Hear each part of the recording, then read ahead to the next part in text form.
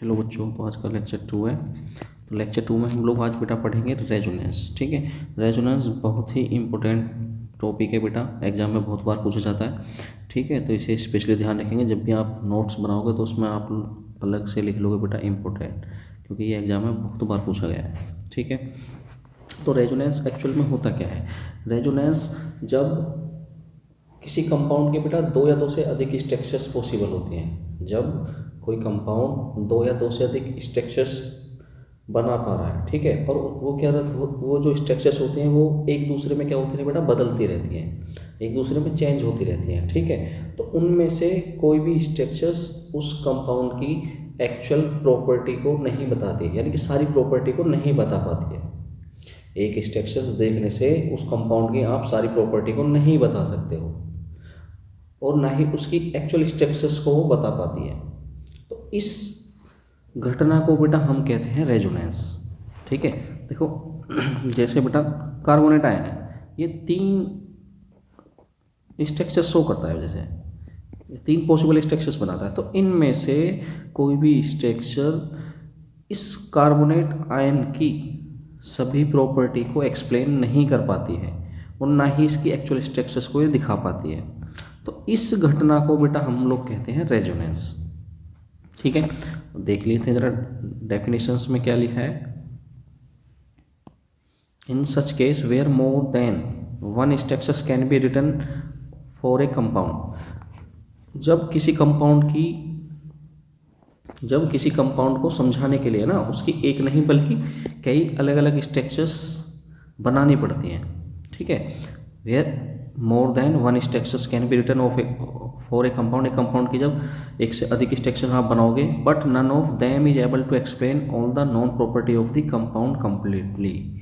तो उनमें से कोई भी स्ट्रक्चर्स उस कंपाउंड की सारी प्रॉपर्टी को नहीं बता पाती, नहीं एक्सप्लेन कर पाती सारी प्रॉपर्टी को। ठीक है, तो the different structures written are known as the resonating, contributing और कैनोनिकल स्ट्रक्चर्स। तो जो डिफरेंट स्ट्रक्चर्स बेटा आपकी बनी, ठीक है, उन्हें हम क्या कहते हैं बेटा, रेजोनेटिंग स्ट्रक्चर्स कहते हो, या कंट्रीब्यूटिंग स्ट्रक्चर्स कहते हो, या कैनोनिकल स्ट्रक्चर्स आप कह सकते हो। ठीक है भाई, जैसे कार्बोनेट तीन स्ट्रक्चर्स फॉर्म कर रहा है, वन फर्स्ट सेकेंड और थर्ड। तो इन स्ट्रक्चर्स को हम क्या कह सकते हैं बेटा, रेजोनेटिंग स्ट्रक्चर्स कह सकते हैं, कैनोनिकल स्ट्रक्चर्स कहते हैं, कंट्रीब्यूटिंग स्ट्रक्चर्स कह सकते हैं। ठीक है, चलिए आगे चलते हैं।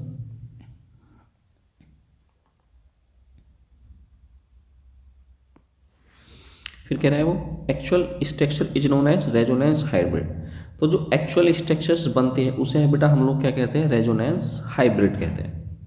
ठीक है भाई, कोई भी कंपाउंड है और उस कंपाउंड की तीन रेजोनेटिंग, सपोज दैट तीन रेजोनेटिंग स्ट्रक्चर्स, तीन स्ट्रक्चर्स पॉसिबल है, तो उन पॉसिबल स्ट्रक्चर्स को मैं क्या कह रहा हूँ, रेजोनेटिंग स्ट्रक्चर्स। ठीक है, और उन सभी स्ट्रक्चर्स को मिलाने से एक स्ट्रक्चर्स फॉर्म होती है, जिसे हम लोग क्या कहते हैं, एक्चुअल स्ट्रक्चर्स या रेजोनेंस हाइब्रिड कहते हैं। ठीक है ना, actual structures is known as resonance hybrid.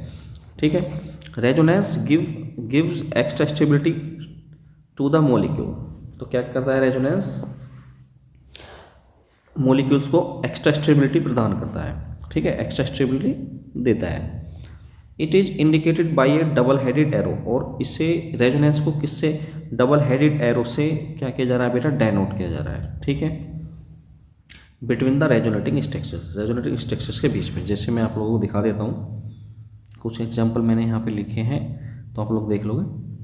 जैसे कार्बन डाइऑक्साइड के देखो कितने पॉसिबल स्ट्रक्चर्स है, जैसे 1 2, यानी कि 3 पॉसिबल स्ट्रक्चर्स ये फॉर्म करता है। ठीक है, दिखाता है कार्बोनेट, देख सकते हो आप लोग।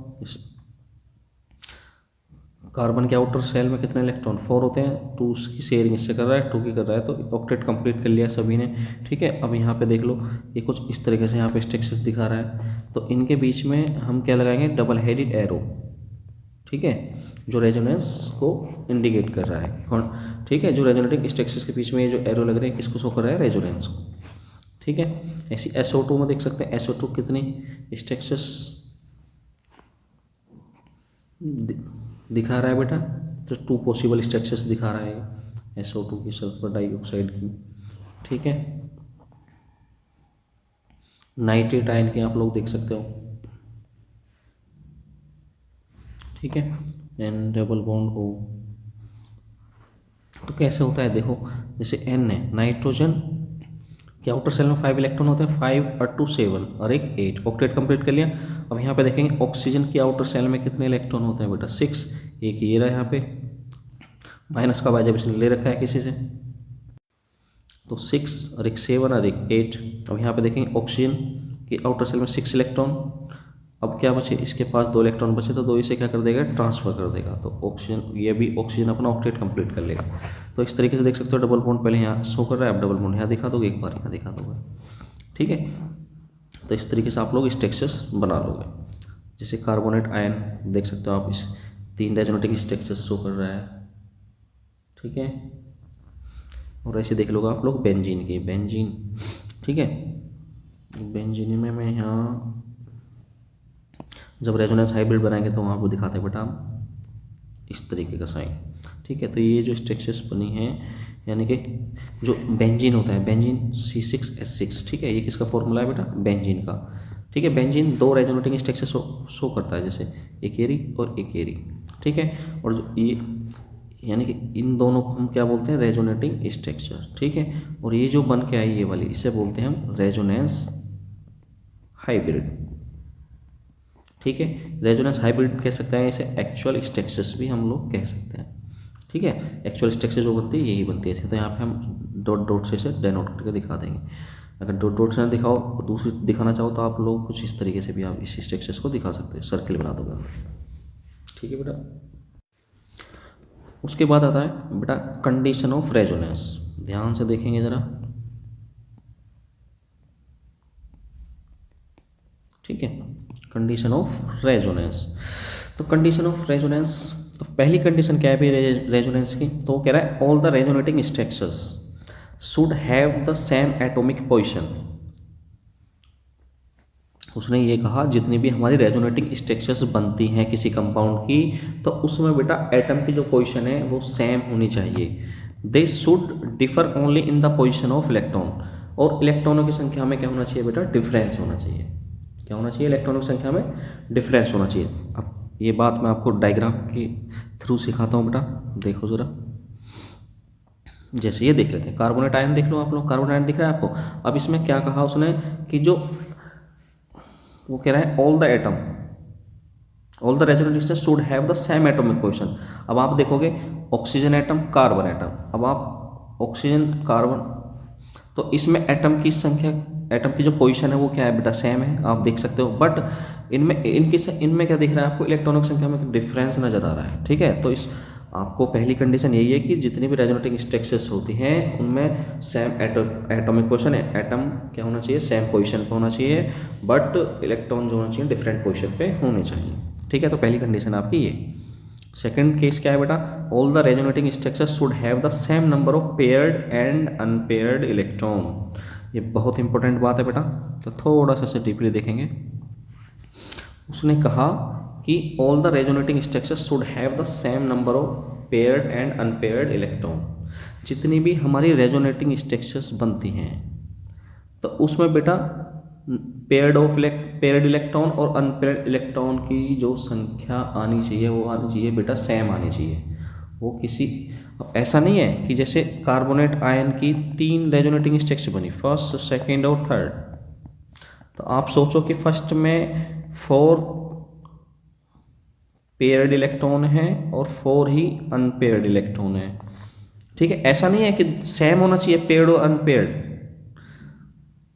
उसके कहने का अर्थ ये नहीं है कि जो फर्स्ट स्ट्रक्चर्स बनी रेजोनेटिंग स्ट्रक्चर्स के उसमें 4 इलेक्ट्रॉन पेयर्ड होने चाहिए और 4 अनपेयर्ड इलेक्ट्रॉन होना चाहिए, ऐसा नहीं है। वो तीनों रेजोनेटिंग स्ट्रक्चर्स का कंपैरिजन कर रहा है यहाँ पे। उसका कहने का अर्थ ये है कि अगर फर्स्ट रेजोनेटिंग स्ट्रक्चर्स में अगर 4 अनपेयर्ड इलेक्ट्रॉन आ रहे हैं और 2 पेयर्ड इलेक्ट्रॉन आ रहे हैं, तो तीनों केस में बाकी जो दो बची हैं रेजोनेटिंग स्ट्रक्चर्स, उसमें भी बेटा अनपेयर्ड इलेक्ट्रॉन 4 होने चाहिए और पेयर्ड इलेक्ट्रॉन में कितने होने चाहिए, 2 होने चाहिए। किसी एक की पर्टिकुलर एक स्ट्रक्चर्स की बात नहीं करें, तीनों का कंपैरिजन लेके चल रहा है। ठीक है, बात आई होगी समझ में। ठीक है, तो फिर नेक्स्ट क्या कह रहा है बेटा वो, all the resonating structures should have almost equal energy. तो जितनी भी रेजोनेटिंग स्ट्रक्चर्स बनती हैं उनकी जो ऑलमोस्ट एनर्जी होती है वो क्या होती है बेटा, इक्वल होती है। तो ये बेटा थर्ड पॉइंट है आपका। ठीक है, यानी कि थर्ड कंडीशन है ये आपकी, ये जो जितनी भी रेजोनेटिंग स्ट्रक्चर्स हैं उनकी एनर्जी भी क्या होती है बेटा, सेम होनी चाहिए। ठीक है, तो ये कुछ ये 3 कंडीशन आपको दी थी, कंडीशन तीनों कंडीशन मैंने आपको बता दिए। उसके बाद जो नेक्स्ट आता है बेटा वो क्या आता है, करेक्टरिस्टिक्स ऑफ रेजोनेंस। ठीक है, अब थोड़ा सा देख लेंगे करेक्टरिस्टिक्स ऑफ रेजोनेंस। तो करेक्टरिस्टिक्स ऑफ रेजोनेंस में हम सबसे पहला फर्स्ट पॉइंट देखेंगे क्या क्या करेक्टरिस्टिक्स है रेजोनेंस की। तो पहला कंडीशन क्या है बेटा, the heat of formation of A resonance hybrid is more than calculated for any its resonating structures. तो उसका कहने का अर्थ ये है कि जो रेजोनेंस, यहाँ पे बेटा रेजोनेंस हाइब्रिड लिख लेना, रेजोनेंस हाइब्रिड यानी कि heat of formation of resonance hybrid. ठीक है, रेजोनेंस हाइब्रिड का जो हीट ऑफ फॉर्मेशन है वो हमेशा ज़्यादा होता है किसके, एनी वन रेजोनेटिंग स्ट्रक्चर्स के हीट ऑफ फॉर्मेशन से। ठीक है, तो ऐसा क्यों हो रहा है कि रेजोनेंस हाइब्रिड का जो हीट ऑफ फॉर्मेशन है वो ज़्यादा है, तो उस ऐसा इसलिए हो रहा है बेटा क्योंकि रेजोनेंस हाइब्रिड में बेटा क्या होता है, नंबर ऑफ बॉन्ड ज़्यादा होते हैं। अगर नंबर ऑफ बॉन्ड ज़्यादा है तो वहाँ पे एनर्जी लॉस भी क्या हुआ होगा बेटा, ज़्यादा हुआ होगा। ठीक है, क्लियर है बात। ठीक है, नेक्स्ट चलते हैं बेटा आगे, क्योंकि आपको पता है जब नंबर ऑफ बॉन्ड इसमें ज़्यादा है तो एनर्जी लॉस क्या हुआ होगा बेटा, ज़्यादा ही हुआ होगा। ठीक है, तो इसलिए रेजोनेंस हाइब्रिड का हीट ऑफ फॉर्मेशन ज़्यादा होता है। ठीक है, किसके कंपैरिजन से, एनी वन रेजोनेटिंग स्ट्रक्चर्स के हीट ऑफ फॉर्मेशन से। ठीक है, सेकंड प्रॉपर्टी यानी कि सेकंड करेक्टरिस्टिक्स देख सकते हैं बेटा। तो सेकंड करेक्टरिस्टिक्स में क्या कह रहा है वो, the more resonating structures A compound has the more stable it will B. तो वो कह रहा है किसी भी कंपाउंड में जितने ज़्यादा रेजोनेटिंग स्ट्रक्चर्स होंगे कंपाउंड उतना ज़्यादा स्टेबल होगा। कैसे होगा ज़रा मैं बता देता हूँ आपको। अब सोचो ये कंपाउंड ए है, ये कंपाउंड मेरा बी है। तो अब सोचो ए जो है मेरा 3 रेजोनेटिंग स्ट्रक्चर्स बना पा रहा है और वहीं जो बी है कंपाउंड बी जो है वो 6 रेजोनेटिंग स्ट्रक्चर्स बना रहा है। तो अब बताओ मुझे कौन सा कंपाउंड ज़्यादा स्टेबल होगा। तो अभी मैंने बताया आपको more resonating structures compound has the more stable it will be, यानी कि जिसके ज़्यादा रेजोनेटिंग स्ट्रक्चर्स होंगे वो कंपाउंड क्या होगा, मोर स्टेबल होगा, यानी कि ज़्यादा मोस्ट स्टेबल होगा, ज़्यादा स्टेबल होगा। तो कंपाउंड बी क्या है बेटा हमारा, ज़्यादा स्टेबल हो। क्यों, क्योंकि इसमें रेजोनेटिंग स्ट्रक्चर्स क्या बनने हैं बेटा, ज़्यादा बनने हैं। ठीक है, तो उसने यही बताया हमें stability of compound number of resonating structures. यदि इनमें नंबर ऑफ रेजोनेटिंग स्ट्रक्चर्स जिसके ज़्यादा होंगे तो कंपाउंड वो क्या होगा, उतना ही हमारा स्टेबल होगा। ठीक है, और जब stability of compound directly proportional होती है नंबर ऑफ रेजोनेटिंग स्ट्रक्चर्स के, वहीं मैं कह सकता हूँ डायरेक्टली प्रोपोर्शनल होती है बेटा लेस रिएक्टिव, यानी कि जितना ज़्यादा कंपाउंड हमारा स्टेबल होगा वो उतना ही क्या होगा, लेस रिएक्टिव होगा। ठीक है, क्योंकि स्टेबल कंपाउंड है तो जाहिर सी बात है बेटा क्या होगा, लेस रिएक्टिव होगा। और वहीं इन्वर्सली प्रोपोर्शनल होता है बेटा एनर्जी लेवल के। ठीक है, यानी कि जो कंपाउंड जिसकी एनर्जी लेवल जितना कम होगा उसकी स्टेबिलिटी क्या होगी, ज़्यादा होगी। ठीक है, ऐसा क्यों हो रहा है कि नंबर ऑफ रेजोनेटिंग स्ट्रक्चर्स के बढ़ने पे स्टेबिलिटी बढ़ रही है कंपाउंड की।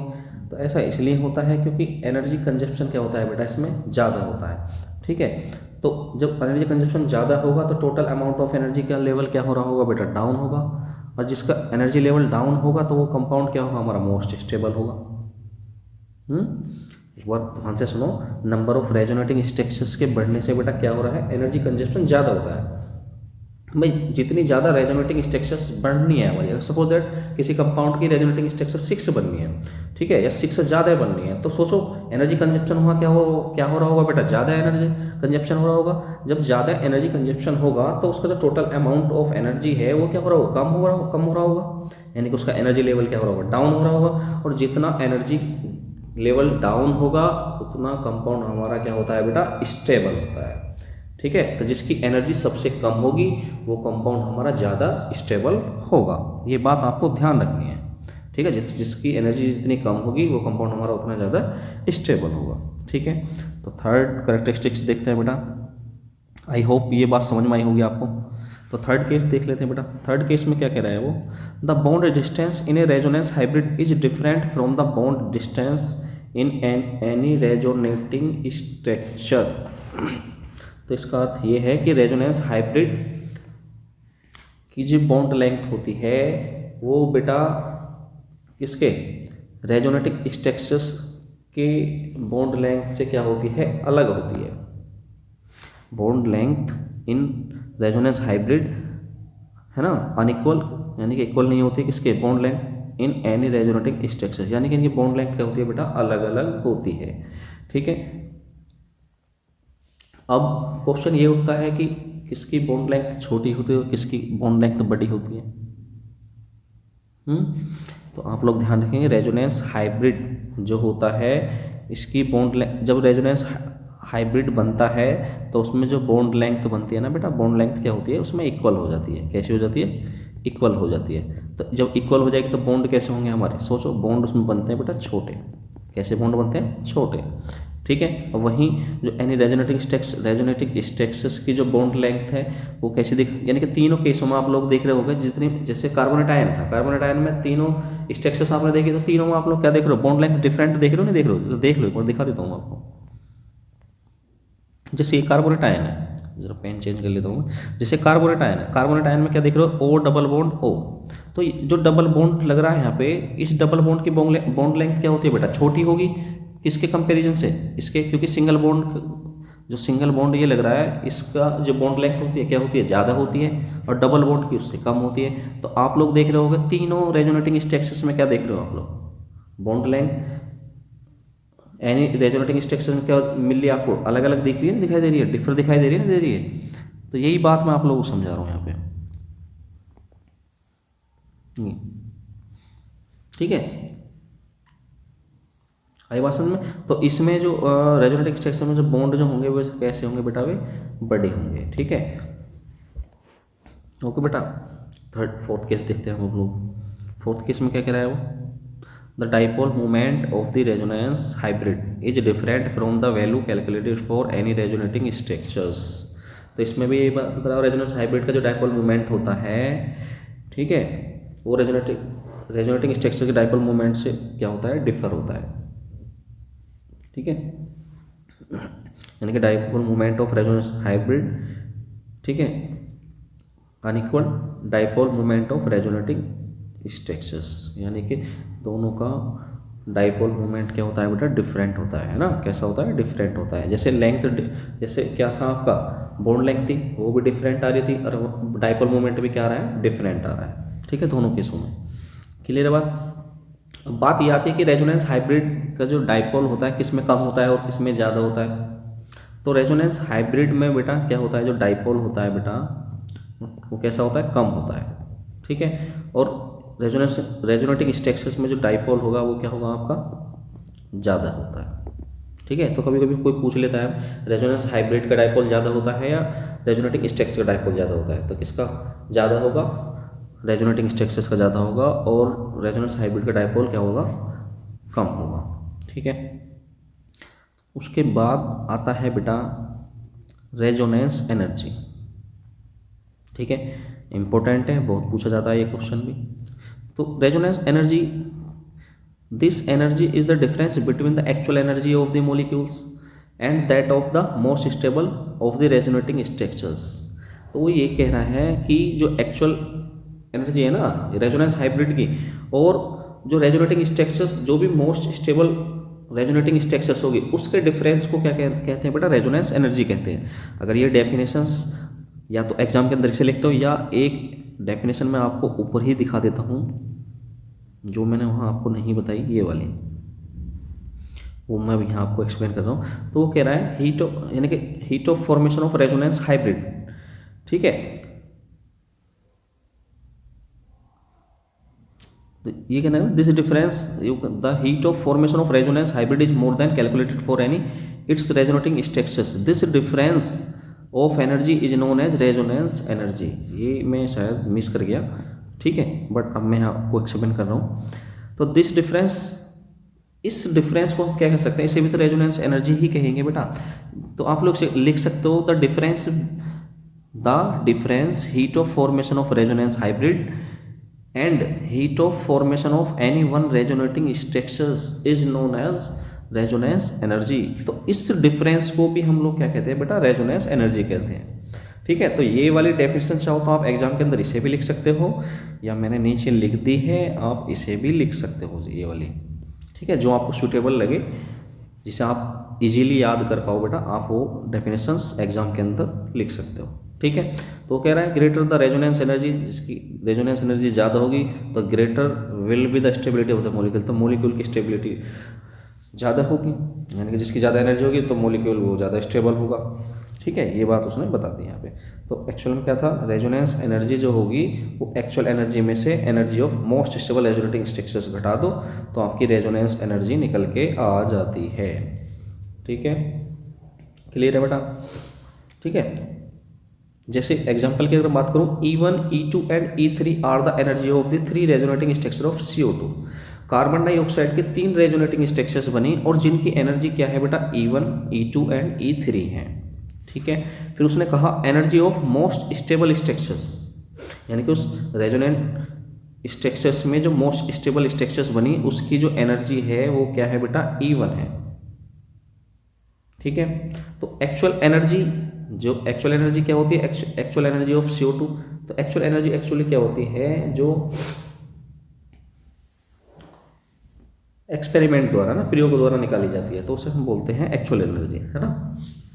तो एक्चुअल एनर्जी क्या मान ली, E0 मान लिया हमने, ठीक है। तो रेजोनेंस एनर्जी क्या है बेटा, तो रेजोनेंस एनर्जी है एक्चुअल एनर्जी माइनस, है ना, एक्चुअल एनर्जी क्या है बेटा, E0 है, और energy of most stable resonating structures की एनर्जी क्या है, E1 है। तो इसे इसमें से घटा दोगे तो आपकी क्या निकल के आ जाएगी, रेजोनेंस एनर्जी निकल के आ जाती है, ठीक है बेटा। तो अगर मैं वहीं एनर्जी का अगर ऑर्डर देखूं तो क्या देख रहा हूं मैं यहाँ पे, E1 की एनर्जी क्या है, सबसे कम है, क्योंकि उसने एक बात बता दी ना, energy of most stable structure. तो जो एनर्जी ऑफ मोस्ट स्टेबल, तो मोस्ट स्टेबल स्ट्रक्चर क्या है आपकी, E1 है। अब आप सोचो, मोस्ट स्टेबल उसने बोल दिया तो जो ज़्यादा कंपाउंड स्टेबल होगा उसकी एनर्जी सबसे कम नहीं होगी, तो E1 की एनर्जी सबसे कम होती है, ठीक है, इसकी एनर्जी सबसे कम है, और सबसे ज़्यादा एनर्जी किसकी है बेटा, E3 की है, ठीक है। तो उसने बोल, जो भी मैंने ये बात आपको ऊपर बताई थी, जो कंपाउंड ज़्यादा स्टेबल होगा उसकी एनर्जी क्या होगी, सबसे कम होगी, ठीक है बेटा। तो चलिए एक क्वेश्चन देख लेते हैं जो एग्जाम में पूछा जाता है, ठीक है। तो the 3 carbon oxygen bond length are the equal in CO3 carbonate ion, explain करना है कि उसने कहा कि carbon oxygen bond length equal होती है कार्बोनेट आयन में, क्यों, एक्सप्लेन करना है, मतलब कैसे होती है। जैसे अब आप लोग देख पा रहे हो कार्बोनेट आयन की मैंने रेजोनेटिंग स्ट्रक्चर्स आप लोग सामने बना दिए हैं, ठीक है। जब मैंने रेजोनेटिंग स्ट्रक्चर्स बना दी तो वहीं पे इसका जो एक्चुअल स्ट्रक्चर्स है, इसी तो हम एक्चुअल स्ट्रक्चर्स बोलते हैं बेटा, एक्चुअल स्ट्रक्चर या रेजोनेंस हाइब्रिड, ठीक है। अब देख लो जरा, पहले मैं इससे थोड़ा सा यहाँ एक्सप्लेन करूँ उसके बाद समझाऊँ। The structure show different carbon oxygen bond length, तो यहाँ पे आपको शो हो रहा होगा कि कार्बन ऑक्सीजन की जो बॉन्ड लेंथ है वो क्या है, डिफरेंट है। डिफरेंट का मतलब है, देखो यहाँ O डबल बॉन्ड O दिखाई दे रहा है, तो इसकी बॉन्ड ऊपर भी बताई मैंने बात, इसकी जो बॉन्ड लेंथ है वो क्या है, कम है, और जो सिंगल बॉन्ड है इसकी बॉन्ड लेंथ क्या है बेटा, ज़्यादा है। तो बॉन्ड लेंथ तीनों केसों में आपको डिफरेंट दिखाई दे रही है, डिफरेंट दिखाई दे रही है, दे रही है। तो रेजोनेटिंग स्ट्रक्चर्स में बॉन्ड लेंथ डिफरेंट दिखाई दे रही है आपको, bond length, but the 3 bond lengths are equal because the actual structure of carbonate ion is a resonance hybrid. जब इन तीनों रेजोनेटिंग स्ट्रक्चर की जब एक्चुअल स्ट्रक्चर्स बनाते हैं, रेजोनेंस हाइब्रिड बनाते हैं, तो वहाँ पे ये तीनों बॉन्ड लेंथ आपको क्या दिखाई देते हैं बेटा, इक्वल दिखाई देते हैं। कैसे दिखाई दे रही है, ये देखो जरा यहाँ पे O सिंगल बॉन्ड इस तरीके से मैंने दिखा दिया, इस पर पार्शली नेगेटिव होगा, इस पर पार्शली नेगेटिव होगा, इस पर पार्शली नेगेटिव होगा। तो ये मैं जो डॉट डॉट करके दिखा रहा हूँ, तो ये इसका मतलब क्या है, ये पार्शली। अब आप लोग देख रहे होगे तीनों केसों में क्या बॉन्ड लेंथ क्या दिखाई दे रही है आपको, इक्वल दिखाई दे रही है, नहीं दे रही है, दे रही होगी बेटा। इसमें आपको डिफरेंट दिखा रही है, इसमें इक्वल दिखाई दे, तो ये क्या है इसका रेजोनेंस हाइब्रिड, यानी कि एक्चुअल स्ट्रक्चर्स होती है। ठीक है बेटा, ओके, थैंक यू।